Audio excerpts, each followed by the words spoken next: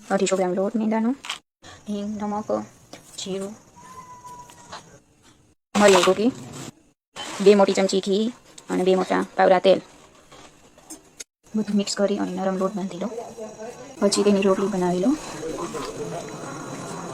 પછી રોટલી ઉપર ઘી અથવા તેલ લગાવી લો. પછી ઉપર ચારે બાજુ કોરો લોટ વઘારી દો મેંદાનો. પછી ઉપર બીજી રોટલી રાખી દો અને તેમાં પણ ઘી લગાવો અને લોટ લગાવો. પછી તેને આવી રીતે ગોળ ગોળ વારી લો અને ચાકુથી કટ કરી લો.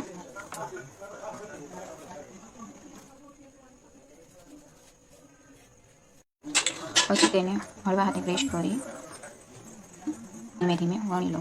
હળવા હાથે જ તેલ આવી જાય પછી સ્લો કરી નાખવાનો અને ધીમા તાપે પૂરી તળી લો. રેડી છે આપણે મેંદાની શાકભાજી પૂરી.